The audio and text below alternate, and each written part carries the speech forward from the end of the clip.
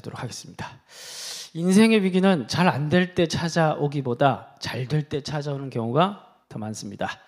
그래서 마치 등산하는 것과 같은 것이죠. 인생이라는 것이 등산 중에 막 헐떡거리면서 올라갈 때는 막 심장이 막 밖으로 나오는 것 같고 막 힘들고 막 그런데 사실 발을 삐끗하거나 넘어지거나 굴러 떨어지는 큰 사고는 없습니다. 그런데 내려갈 때는 어떻습니까? 내려올 땐 다리에 힘이 풀리면서 빨리 내려가야지 막 빨리 내려가서 추어탕 먹고 싶고 그래서 막 서두르다가 발 삐끗하고 굴러 떨어지고 그러다가 또 이제 큰 사고가 나는 경우가 많습니다. 힘은 올라가는 게 더 드는데 사고는 내려올 때 당한다는 것이죠. 비행기 같은 경우에도 이 대량 사망자가 발생하는 사고는 날아다닐 때 발생하는 게 아닙니다. 그리고 착륙할 때보다도 이륙할 때 힘을 써가지고 막 이륙할 때 20% 정도가 대량 사고가 난다고 합니다. 자연을 보더라도 달이 차면은 기울죠. 그죠? 물이 차면 넘치고 무너지기 시작하죠. 그 인생도 내려갈 때 사실 누가 뭐라고 합니까? 그죠? 뒤에서 이제 비웃고 말죠. 내려갈 때는 사실 뭐 크게 잃을 것도 없고 뭐 그렇게 사고가 나지 않습니다. 그런데 이제 우리가 올라갈 때 어떻습니까?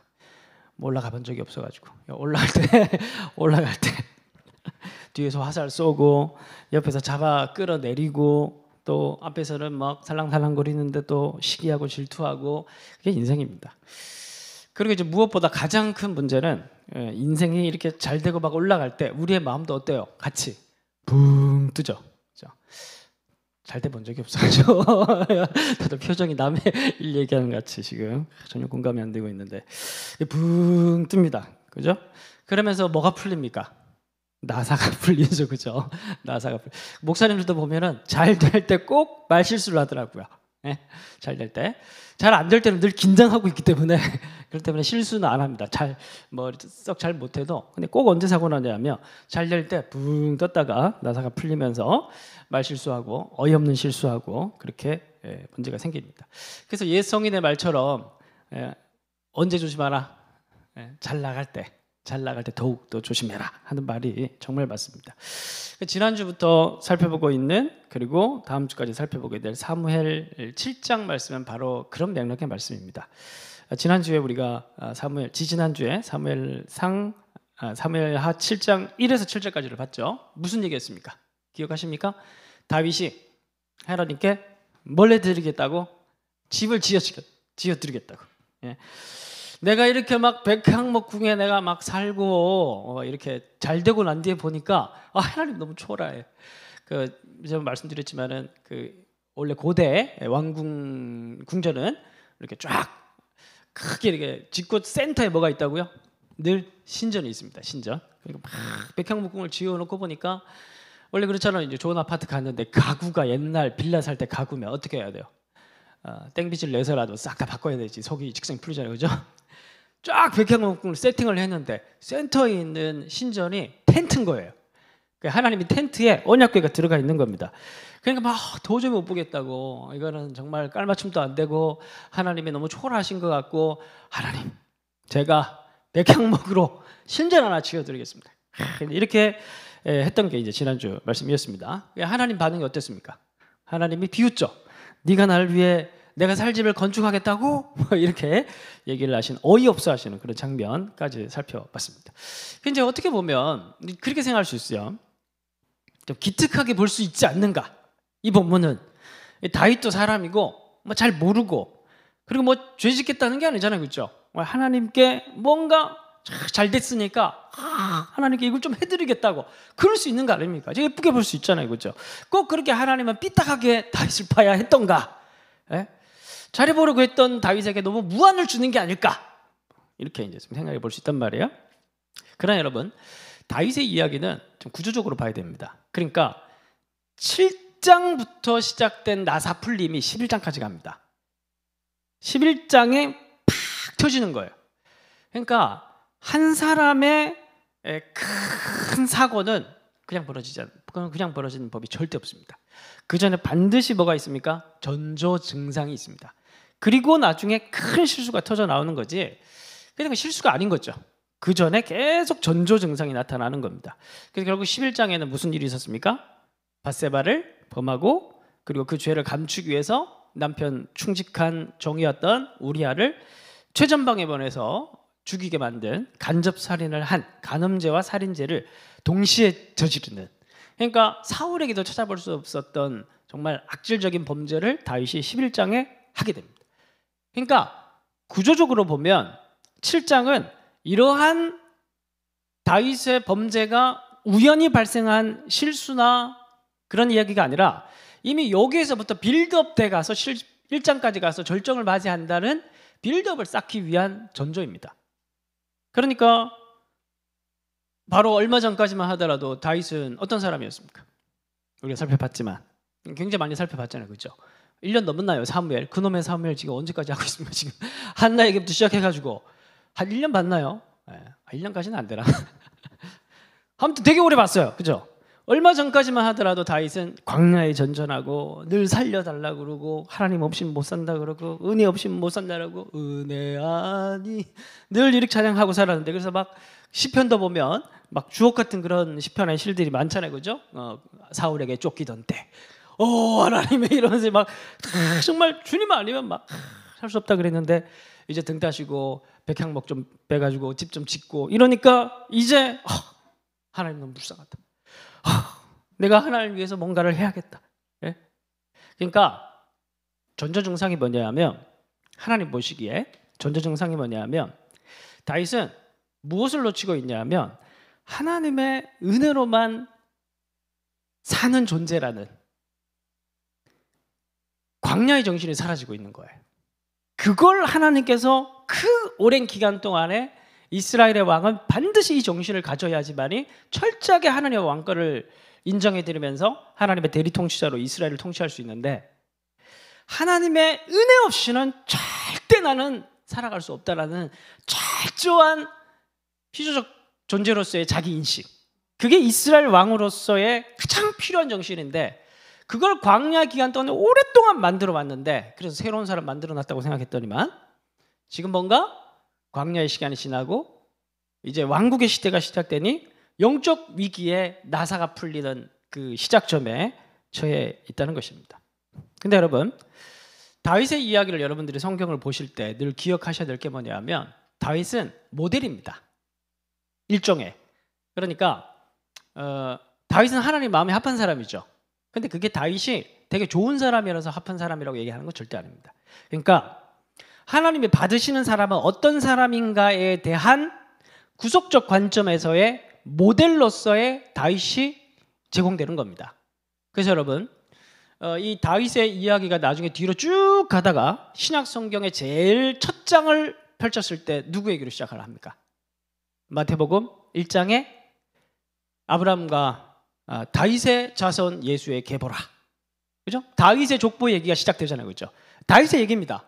그래서 여러분, 우리 전에 마태복음 강해 살펴봤죠? 다들 뭐 기억 못 하시겠지만 다시 말씀드리면, 몇 대로 해서 세 개로 나눕니까? 14대, 그죠? 14, 그래도 금열 정도 나오시는 분들은 다 아시는가 봐요. 14대. 근데 여러분, 다윗이란 말을 히브리어로 쓰면, 예를 들어서 김예환, 자음, 기역, 이응, 희역. 기역은 제일 첫 번째 기역, 니은, 디귿 중 1번 숫자 1. 이응은 한 8번째 되나요? 기역, 니은, 디귿, 미음, 모여, 시읒, 이응 한 8번째 정도 되나요? 그럼 8 더하기 1은 9. 그 다음에 희엇은 쫙 끝에 있죠. 그럼 뭐 한 10 이렇게 치면은, 그러면 얼마입니까? 19. 그러니까 다윗의 자음, 다윗, 이 다윗의 자음을 히브리어 알파벳 감마로 해서 알파벳을 나눠놓고 다윗의 자음 3개를 합치면 14가 나옵니다. 이게 게마트리아 용법이라고 합니다. 이게 이제 계시록에 가보면 네로 황제 666 있죠. 이 666도 하면 네로의 자음이 나옵니다.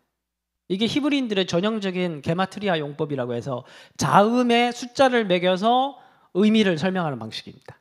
그러니까 왜 14대로 맞췄냐 하면, 이 족보는 다윗의 족보라는 걸 강조하기 위한 거예요. 예수님은 다윗의 자손으로 오신 게 확실하다는 얘기를 하고 있는 겁니다. 그러니까 다윗이 대단하다는 걸 얘기를 하는 게 아니라 예수님이 왜 오실 수밖에 없었는지를 설명하는 장치입니다. 근데 여러분, 다윗의 족보에서 특이점이, 매우 중요한 특이점이 있습니다. 뭡니까? 그렇죠. 몇 명의 여성들이 나옵니까? 5명의 여인들이 나와요. 근데 여러분 히브리 족보에 여성은 나올 수가 없습니다. 다른 족보를 보면 히브리 여성들의 이름은 족보에 등장할 수가 없어요. 죄송한 말씀이지만 근데 그때 히브리 사람들은 그랬어요. 근데 5명이나 나옵니다. 한번 말씀을 보시면 유다는 누구에게서? 다말. 이 다말은 어떤 여인입니까? 시아버지와 불륜을. 두 번째 살몬은 누구에게서? 라합. 라합은 가나안 여인, 이방 여인이죠. 세 번째 아니지. 갑자기 중간에 어디 갔어요? 미안해요. 그래서 라합 다음에 있구나. 보아스는 누구에게서? 룻에게서. 룻도 누굽니까? 이방 여인. 그죠? 다말은 시아버지와 불륜을 저질렀고 라합은 이방 여인이고 룻도 모압 여인으로서 남자들도 총에 못 들어왔는데 여인으로서 당연히 절대 하나님 나라 백성이 될 수 없는 그런 정체성을 가진 사람이고 그리고 이새는 다윗 왕을 낳았는데 다윗은 누구에게서? 우리아의 아내 바세바. 바세바는 누구입니까? 살인의 추억과 관련된 여인. 다 스캔들이에요. 다 들어올 수 여성은 원래 못 들어가는데 들어간 여인들도 전부 다 감히 다윗의 족보에 들어갈 수 없는 사람들입니다. 게다가 이것은 메시아의 족보입니다. 그 수천 년 동안 예언을 통해서 하나님께서 메시아를 보내서 인류를 구원하시겠다고 작정하시면서 수천 년 동안 이끌어 오신 하나님의 역사 가운데 이 다윗의 혈통을 거룩한 족보를 지금 설명하는데 5명의 여인을 일부러 집어넣고 5명의 여인 전부 다 스캔들입니다. 그리고 마지막의 여인이 누굽니까? 예수님이죠. 띄워주십시오. 야곱은 마리아의 남편 요셉을 낳았으니 마리아에게서 예수님 나옵니다. 이 마리아는 또 그때 당시 어떤 여인입니까? 결혼하기 전에 배가 부른 여인. 스캔들입니다. 그러니까 근데 이게 누구의 얘기라고요? 다윗의 얘기. 다윗의 얘기. 다윗은 잘 보세요. 다윗은 한 번도 성경에 아니야. 딱 한 번 영웅이었고, 예? 그 이후로는 그 딱 한 번 영웅 뭘까요? 골리앗. 그놈의 골리앗 때려잡은 그 얘기 빼고, 그래서 청소년 수련회 때 한 번 딱 그 영웅 그거 한 번 빼고, 다윗은 처음부터까지 다 비루하고 초라한 인생입니다. 다 광야를 전전하다가 왕이 되고 난 이후에는 금방 나사 풀려가지고 그 다음에 11장까지 가다가 큰 사고치고 그 다음부터 마지막 장까지 쫓기는 인생입니다. 마지막에도 아들 압살롬에게 쫓기면서 죄의 열매를 맺다가 그렇게 어떻게 보면은 정말 오늘 인간의 모습 여러분들이 10년 전의 신앙과 지금의 신앙을 비교해 보면 어때요? 솔직히 좋아요. 그대로예요. 퇴보한 것 같아요. 자, 난 좀 낮았다. 생각해 보세요. 여러분 무슨 얘기를 하고 싶은 거냐 하면 왜 예수님이 다윗의 자손으로 오셨는가를 얘기를 하는 거예요. 왜 다윗이 하나님 마음에 합한 사람인가를 얘기를 하는 거예요. 인간에게 답이 없다는 걸 얘기를 하는 겁니다. 은혜 없이는 살 수 없는, 스스로의 힘으로는 절대 구원을 이뤄갈 수 없는, 왜 하필 다윗인가? 왜 다윗은 하나님 마음에 합한 사람인가? 물론 이제 다른 측면에서 다윗이 회개하고 그러면 또 있죠. 근데 정말 중요한 부분은 뭐냐 하면 다윗은 정말 답이 없는 사람이었다. 어떤 면에서. 여러분 이제 목사님들이 60이 넘어가면 굉장히 영성이 깊어지고 막 이렇게 될 것 같은데 이상하게 60 넘어가면 다 이렇게 뭔가 실수를 하고 헛소리를 하고 이렇게 문제가 이제 많이 생기더라고요. 그래서 저는 건강하게 살아야겠다. 여러분 근데 이게 남 일이 아니에요. 남 일이 아닙니다. 우리 10년 전에 생각해 보세요. 10년 전이랑 지금이랑 어떻게 생각하면 그 예수 처음 믿었을 때 딱 한 3년 이내 은혜 받았을 때 그때 아까 우리가 불렀던 찬양처럼 고난의 길 이러면서 지금은 꼭 가야 되나? 주님 가신 길 꼭 가야 되나? 주님 이미 가셨는데 꼭 나도 가야 되나? 어때요? 더 신앙의 영웅으로 자란 사람은 거의 없습니다. 완고해지고 초라해지고 세상의 타협에 더 익숙해지고 그리고 마음이 더 강팍해지고 그러다 보니 죄에 예민했던 우리의 마음도 둔감해지고 그래서 예수가 필요하다는 겁니다. 그게 다윗을 통해서 다윗을 선택하신 그래서 다윗의 족보를 통해서 예수님이 오신 가장 중요한 이유라는 겁니다. 다윗이 바로 오늘 나라는 겁니다. 이런 7장에 나타나는 이 조금만 등 따시고 배부르면 하나님을 위해서 내가 뭔가를 할 수 있는 자신의 이전의 광야에서의 자신의 존재를 잊어버리는 게 인간의 모습이고 다윗의 모습이고 오늘 나의 모습이라는 겁니다. 그 나사 풀린 순간부터 질주하면서 11장까지 달려가는 게 그게 오늘 우리의 모습이라는 겁니다. 그러므로 8절 그러므로 이제 내 종 다윗에게 이와 같이 말하라. 이제 앞에서 하나님께서 네가 나를 위해 집을 짓겠다고 이렇게 이제 피식 웃으시는 것 같더니만 8장 8절부터는 이제 안색을 바꾸십니다. 그러므로 이제 내 종 다윗에게 이와 같이 말하라. 만군의 여호와께서 이와 같이 말씀하시기를 이제 표정이 바뀌신 거예요. 내가 너를 목장 곧 양을 따르는 데에서 데려다가 내 백성 이스라엘의 주권자로 삼고 그러니까 한마디로 얘기하냐면 다윗 내 이놈 뒤를 돌아보라는 거예요. 이때까지 네가 걸어왔던 길을 돌아보라는 겁니다. 은혜 아닌 게 있었는지 네 발로 여기까지 온 것처럼 네가 지금 생각하는데 마치 네가 네 힘으로 왕좌를 차지했고 그래서 내가 지금 초라하게 보이는 것 같은데 돌아보라는 거예요. 너희 지금 앉아있는 보좌는 누가 준 것인지 은혜 아닌 게 있는지 과연 네가 나를 위해 무언가를 할 수 있다고 얘기를 할 수 있는 존재인지. 9절 내가 가는 곳마다 내가 너와 함께 있어 내 모든 원수를 내 앞에서 멸하였은즉. 다 이제 과거형이죠.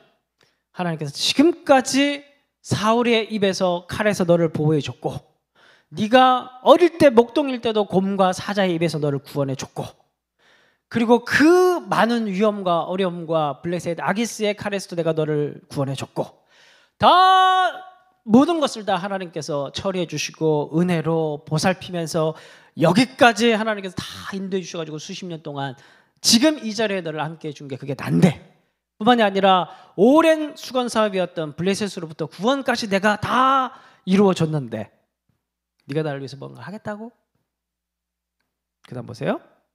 9절과 중간 이후 땅에서 위대한 자들의 이름같이 내 이름을 위대하게 만들어 주리라. 이건 어떤 말씀을 떠올리게 하는 구절입니까? 다시요. 땅에서 위대한 자들의 이름같이 내 이름을 위대하게 만들어 줄 것이다. 창세기 12장에 아브라함 약속이죠. 그죠? 제가 전에도 한번 설교 말씀을 드렸듯이 아브라함에게 하나님께서 땅을 주고 그래서 아브라함의 이름을 위대하게 만들겠다는 그 약속이 언제 성취됐다고 말씀을 드렸습니까? 다윗을 통해서 1000년 만에. 그죠? 자손의 약속은 그 전에 이미 성취가 됐고 땅의 약속은 1000년 뒤에 다윗이 아브라함이 2000년 사람이니까 다윗이 1000년입니다. 1000년 만에 하나님께서 다윗이 왕이 되었을 때 다윗을 통해서 아브라함의 약속을 이루어주셨다는 거예요. 너의 연약함에도 불구하고 너의 인생뿐만이 아니라 구속의 역사의 정점에 내가 너를 초대해서 너를 통해서 아브라함에게 하셨던 1000년 전의 약속도 내가 너를 통해서 너 인생을 위대하게 해줬다. 너의 이름을 위대하게 하게 해줬다. 그리고 10절은 이제 현재입니다. 우리 인생을 한번 돌아보십시오. 정말 하나님의 은혜가 아닌 게 있었는지 우리의 힘으로 여기까지 왔는지 아니면은 하나님께서 정말 우리를 돌보시면서 여기까지 왔는지 돌아보시라는 거예요. 10절 이제 현재입니다. 내가 또 내 백성 이스라엘을 위하여 한 곳을 정하여 그를 심고 그를 거주하게 하고 다시 옮기지 못하게 하며 악한 종류, 요즘 노안이 돼가지고 약인지 악인지 뭐야 악한 종류로 전과 같이 그들을 해하지 못하게 하여 전에 내가 사사에게 명령하여 내 백성 이스라엘을 다스린 때와 같지 아니하게 하고 너를 모든 원수에서 벗어나 편히 쉬게 하리라. 한마디로 네가 지금 누리고 있는 이 모든 원수로부터 벗어난 이 평화도 네 손으로 만든 것이냐? 이 평화를 계속되게 네가 지금 현재 누리고 있는 거. 아까 앞에는 하나님께서 과거에 다윗에게 행하신 것들입니다. 그리고 지금 다윗은 평화를 누리면서 궁전을 짓고 평화롭게 살고 있습니다. 그럼 네가 현재 지금 누리고 이 평화는 누구로부터 말미암은 것인데? 네가 지금 현재 누리고 있는 것은 네가 만든 것이냐? 다 내가 준 거 아니냐? 그렇게 얘기하고 있는 것입니다. 최근에 저희 집 장녀가 그러더라고요. 자기가 얼마나 장녀로서 집을 생각하는지 아냐고. 처음엔 깜짝 놀랐습니다. 아무 생각 없이 사는 줄 알았거든요. 정말 아무 생각 없이 사는 줄 알았거든요. 너도 그런 생각이라는 걸 하는구나. 처음 들어가지고 깜짝 놀랐습니다. 그리고 곧 1분 만에 혼자 피시겠습니다. 네가 해주긴 뭘 해준다고. 그리고 네가 앞으로 뭘 해도 네가 날 위해 뭘 해줄 수 있는데, 예. 바라는 건 하나도 없어요. 사실 정말입니다. 바라는 건 하나도 없습니다. 아프지 말고 잘 자라는 게 그게 그냥 저의 전부의 바람입니다. 뭐 해준다고 한들, 예를 들어서 여러분 자녀 있으신 분들 다 공감하시겠지만, 자녀가 나중에 커서 뭘 해준다고 한들 그것만 받는 게 마음 편합니까? 예? 그냥 뭐 초과상관 사는 게 낫지. 또 해주고 얼마나 유세할 건 아닙니까? 그죠? 예? 그냥 마음 편하게 그냥, 예? 아무 필요 없어요. 해주는 거 아무 필요 없습니다. 예? 아무 효도 바라지도 않아요. 그냥 사고 나지 않고 아프지만 않으면 돼요. 신앙생활 잘하고. 그러나 저는 늘 생각하죠. 이 아이가 곧 대학 들어갈 텐데 들어가면 난 어디까지 또 서포트를 해줘야 되나. 그리고 또 결혼은 또 애는 언제쯤 할까? 10년 뒤에 할까? 빨리 할 것 같기도 한데 막 이러면서 혼자, 예. 그런 생각 하시잖아요. 부모님들 다 그런 생각 하거든요. 말은 안 해도 혼자 그런 생각합니다.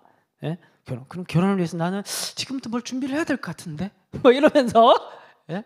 그런 생각합니다. 그리고 나중에 이런 생각까지 해요. 은퇴하고 나면 원래는 서울에 살고 싶기도 한데 또 나중에 손자 손녀들이, 예, 강아지라도 키워야 그래야 아이들이 놀러 올 거 아니냐. 그러면은 마당에 있는 집을 살아야 되나. 그런 말을 안 하지만, 밖으로 안 하지만 혼자 그런 생각 많이 해요. 예? 그래서 아이들이 놀러 올 수 있는, 그러나 멀지 않은, 그리고 마당에 있는 개를 키우는, 그러나 이사가면 안 되니까 월세는 아니고 매매. 그럼 언제 집을 샀고 언제 집을 이런 생각 혼자 계속 한단 말이에요. 예? 뭐 장녀로서 뭐 어쩌고저쩌고 아무 필요 없어요. 예? 근데 부모들은 다 그런 생각하면 살아요. 하나님 오죽하시겠냐. 하나님은 우리가 하나님 앞에 하나님이 뭔가를 필요할 것 같고, 그래서 이제 내가 뭘 좀 하면 하나님께 좀 드리겠습니다. 주를 위해 살겠습니다. 다 필요 없어요. 사실 하나님은, 사실 여러분 죄송한 말인데 하나도 필요가 없어요. 우리의 노력, 재정, 열심 하나도 필요 없어요. 하나님은 완전하신 분이기 때문에. 하나님이 원하시는 게 딱 한 가지입니다. 우리는 은혜로 사는 존재라는 것을 잊지 않는 것. 지금까지 우리가 살아왔던 것도 하나님의 은혜로 살아왔다는 것을 잊지 않는 것. 지금 내가 누리는 것도 하나님께서 모든 것이 다 하나님께서 주신 것이라는 것을 누리고 있다는 것을 잊지 않는 것. 그리고 앞으로도 인간의 부모도 뭘 생각하고 있다고요? 내가 얘를 위해서 뭘 해줄까? 말은 안 하지만, 말 괜히 했다가 나중에 올무 잡혀서 그때 얘기하고 왜 이렇게 할 수 있으니까 말은 안 하지만 계속 생각한단 말이에요. 자식을 위해서. 예? 그러나 저 같은 부모는 늘 한계가 있잖아요. 그렇죠? 같이 살 수도 없고 더 해주고 싶어도 능력이 더 해주는 거죠. 능력 안 되면 못 해주고, 나도 늙고 제가 먼저 이 세상을 떠날 거기 때문에 영원히 같이 있어줄 수가 없어요. 한계가 너무 많은 존재이기 때문에 생각만 그렇게 하는 거예요. 우리 하나님은 다르시죠. 과거에도 지금까지 함께 해주셨고, 현재 해주시는, 물론 우리는 어떤 불만을 가지고 있을지 모르겠지만 하나님이 주실 수 있는 최고의 것으로 현재 우리에게 평안을 주고 계시고, 그뿐만이 아닙니다. 하나님께서는 우리를 향한 미래까지도 우리보다 더 앞서가셔서 더 걱정하시면서 우리를 위한 것들 다 예비하고 계십니다. 믿으십니까? 그 다음부터 보세요. 여호와 12절 못다한 말씀 계속 읽어가면, 여호와가 또 내게 이르노니 여호와가 누굴 위하여? 너를 위하여 집을 지을 것이다. 다윗아, 네가 나를 위해 집을 짓는 게 아니고 앞으로 내가 너를 위해서 집을 지어주겠다. 너 분명히 해라. 네가 나를 위해서 집을 짓는 거 아니다. 내가 너를 위해서 집을 지어왔고 앞으로도 집을 지을 것이다. 근데 이 집은 무슨 내용이냐 하면 12절. 내 수완이 차서 내 조상들과 함께 누울 때 내가 내 몸에서 날 내 씨를 내 뒤에 세워 그의 나라를 견고하게 하리라. 그는 내 이름을 위하여 집을 건축할 것이요 나는 그의 나라 왕위를 영원히 견고하게 하리라. 그래서 이 집은 부동산이 아닙니다. 건축물이 아닙니다. 왕위입니다. 하나님께서 이제 왕권은 결국 쿠데타가 일어나면 바뀔 수 있죠. 그렇지 않게 하겠다. 내가 너의 왕권, 너의 자손들을 통해서 이스라엘을 계속 통치할 수 있도록 내가 이것을 언제까지 영원히 보장해 주겠다. 자, 그러면 다윗의 입장에서 뭐가 좀 고민이 되겠습니까? 걱정이 되겠습니까? 다윗 같은 경우에도 사실 원조가 아니죠. 누가 첫 번째 왕이었습니까? 사울이었죠. 사울은 어떻게 됐습니까? 죄를 몇 번 저지르고 버림받았죠. 하나님께서 버렸습니다. 그 14절. 나는 그에게 아버지가 되고 그는 내게 아들이 되리니 그가 만일 죄를 범하면 내가 사람의 매와 인생의 채찍으로 징계하려니와 내가 내 앞에서 물러나게 한 사울에게서 내 은총을 빼앗은 것처럼 그에게서 빼앗지는 아니하리라. 그러니까 이 말씀은 뭐냐면 사울은 죄 때문에 은총, 여기서 히브리어 보면 헤세드입니다. 헤세드를 거뒀지만, 은혜를 거뒀지만 그러나 내가 너의 후손은 절대 그렇게 하지 않겠다. 여기서 새로운 계약을 맺으십니다. 무슨 계약입니까? 내가 다윗이란 한 가문, 그 가문에 속해 있는 모든 자손들을 이제 어떻게 하겠다? 아들로 삼겠다. 내 자식으로 삼겠다. 그래서 잘못을 하더라도 버리지 않겠다. 잘못을 하더라도 내가 징계하고 때리고 달래서 돌아오게 할 것이지, 끝까지 기다려줄 것이지 사울처럼 버리지 않겠다. 한 가문에게 그 약속을 하십니다. 그리고 그 가문에서 예수님이 오시는 거예요. 예수님은 어떤 분이십니까? 하나님의 아들. 그리고 하나님의 아들로 오신 예수님께서 이제 만방의 백성들 가운데 믿음으로 예수께 나오는 자를 어떻게 하십니까? 자기 백성으로 삼으셔서 똑같이 하나님의 무엇이 되게 하십니까? 아들들이 되게 하시는 게 바로 새 언약입니다. 그래서 다윗의 언약과 다윗의 자손으로 오신 예수님의 새 언약이 그렇게 아들됨으로 연결되는 것입니다. 마지막으로 갈라디아 4장 6절 다 같이 읽겠습니다. 시작. 너희가 아들임으로 하나님이 그 아들의 영을 우리 마음 가운데 보내사 아빠 아버지라 부르게 하셨느니라. 자, 한 번 더 보겠습니다. 8장 15절 로마서 한 번 더 시작. 너희는 다시 무소하는 종의 영을 받지 아니하고 양자의 영을 받았으므로 우리가 아바 아버지라 부르시니라. 아멘.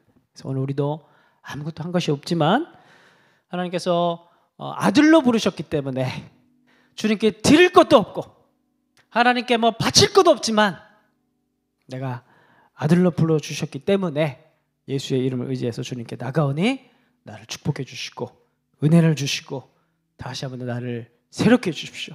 정결의 영을 부어주십시오. 종의 영이 아니라 아들의 영을 주셨으니 담대하게 주님 앞에 나갑니다. 내게 기름을 부어주십시오. 그렇게 하나님 앞에 담대하게 기도로 은혜로 나아가는 저와 여러분 되시길 바랍니다. 우리 기도